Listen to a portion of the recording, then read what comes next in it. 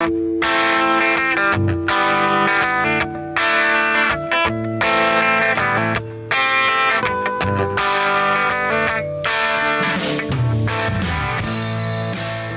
right, and we're back. This is Mike Manchin. We're on the phone this morning with Don Wells, who's running for state senate. We've got a caller on the line. We were talking about this licensing and or certification issue for individuals who want to be in different types of businesses.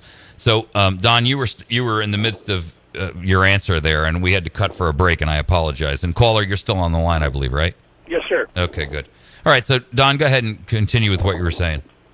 I guess I've lost my place here. Okay, I'm sorry. Commercials have a way of doing that, right? But my idea, I don't want to put anyone out of business. And if someone disagrees with me on this, they're probably not going to vote for me. I have seen over the past few years where they have government has actually shut down most of our little country gas stations and convenience stores. Yeah. The big guy thrives, and the little guy is put out of business because of all the regulations. If you're a regulation person, you want lots of regulations. You don't want me because I'm a free enterprise guy. I think if you can provide the service, you're able to do it. Someone wants the service you can provide, you have the right to provide it for them.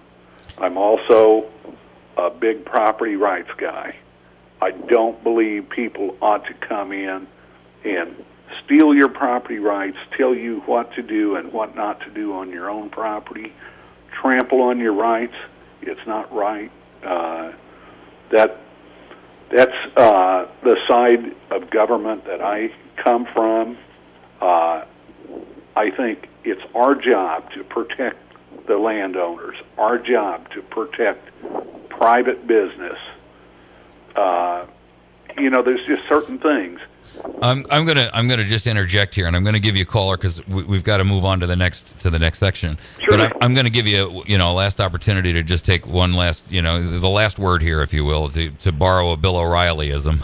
I'm gonna give you the last word. Give it your best shot, and then we're gonna move on. Well, if you want to protect the homeowners, what's wrong with having some type of proof that the people who are working on your house know their ear from their elbow? Well, a homeowner should have enough common sense to know if they're buying a good home, a bad home. They should check out who built the home. Is it a trustworthy person? Government cannot do everything for everybody. Amen. And whenever you get to thinking that, you're making a big mistake. It's not the government's job to get out here and inspect homes. It's not their job to do anything. Who said anything about the government inspecting a home? Well, government supervised, we'll put it that way. All I said was these people ought to show some kind of proof they know what they're doing. Well, there are lots of ways that an individual can show what they've done, which is certification. They can show that they've had some educational background and history. That they can show that they've got insurance to do the work, because as an insured contractor, right? An insurance company will generally only insure you if you can establish that you know what you're doing. Okay. And so, not to mention the fact that, to use your example, if a guy burns the house, if you hire a guy and then the next day your house burns down, you're going to your insurance company is going to go after his insurance company, right? So, I mean, to a certain extent, there is what Don's point is that, people have to be responsible for their own actions, and you have to be responsible for the decisions that you make, and you can't always push that responsibility back onto somebody else. And I think that's basically the point here. And, we can use this example of electricity, but there are dozens and dozens and dozens of other examples that may not necessarily be so life or death, if you will, but yet they affect us every day in our lives. And the concept of regulation and regulation on regulation and regulations to regulate the regulations is just absurd. It's killing us as a nation. So I thank you for your caller, caller, and and we appreciate it. By all means, please. And this is a valuable discussion. I appreciate and applaud the guy for bringing the topic up to us. So, Don, we've got a couple of minutes to wrap up. Any other any other issues that you would like to address or bring up that are important to you? We've got about 5 minutes left. Okay. One of the issues that is majorly important to me, I'm 100% pro-life. I received the Missouri Right to Life endorsement, and I'm real proud of that because that's how I feel. Where are you on gun rights? Gun rights, 100% gun rights. Also, I'm the Second Amendment. We have to defend it. I get scared when I see this stuff about the UN trying to force this treaty for small arms down our throat. Yes. I'm a life member of the BFW. I'm a Vietnam veteran. Okay. I'm an NRA member, and I have 100% voting record on Second Amendment rights. Okay. How about public sector unions? I am anti-public sector unions. Let's abolish teacher unions. Well, let's abolish collective bargaining. Let's do what they did up in Wisconsin. Let's make sure that anybody who works for the government is not a member of a union, and that they can be fired if they show a level of incompetence without having to go to the courts, for crying out loud, to get rid of them. I think everything should be that way. I think we should be an at-will employer, and if you don't like what your employee is doing, let them go. And if your employee don't like what the employer is doing, separate yourself from them. Sure. I think that's part of liberty. It's a performance-based issue. Everything is. The job that you do is you're either competent in it or you're not. This even goes back to that last caller. You're either competent at what you do or you're not. Yeah. But to sit there and say that I'm entitled to a job because I've been here for a number of years, or a better person who came in but doesn't have quite my level of seniority should go first, is inexcusable. Because it lowers all of us to a common denominator. It brings us to the lowest common denominator.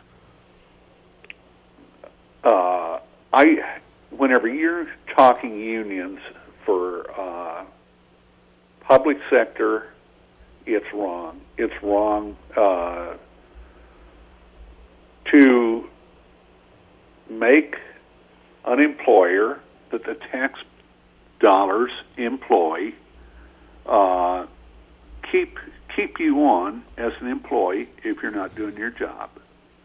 You're stealing from every hard-working taxpayer in America when that happens. Now, to be honest, I think, I guess just be totally frank, I think unions make people lazy. Bingo. I think they make people lazy. My son, I taught him how to work at a young age, and I probably worked him harder than I should have, but I taught him how to work. He went to work at a place where they have a union, and he said, "Dad, I can't believe this. I can't believe this. These guys show up and they don't do anything, and they get paid for it." Yeah. And he stayed there a few years, and he's out on his own now. I find that issue disturbing too. But what really bothers me is this pension nonsense, where these people go into a job and they get paid 125%. By the way, we got 1 minute until we get cut off here, but they get 125% of what somebody makes in the private sector, and then they get all these free benefits, and then they want a pension on top of it instead of a 401k like the rest of us have to suffer along with. Right. So, Don, we've got to jump because it's the end of the show. I really am impressed with the conversation and the stands that you've taken here, and I would very much like to have you back on here again before August 7th. Would you be willing to do that? Oh, I would love to. Yes. Okay. Yes. I'll talk with you about that offline, okay. And we'll set up a schedule to get you back on here, because August 7th, I think, is going to be a turning point for our state and it's going to be a turning point for our country. And we're either going to put the right people in the job, or at least put the right people up to get the job, or we are in desperate trouble. So, Don, thanks very much for being with us. Folks, it's teamdonwells.com. And I ask you and encourage you to go over there and call her, with the electrical question there. Send this guy an email and have an open discussion with him, all right? The name of the show is America's Voice. We're changing it, people. This is Mike Manchin, and we are done for the weekend. We'll see you next Saturday.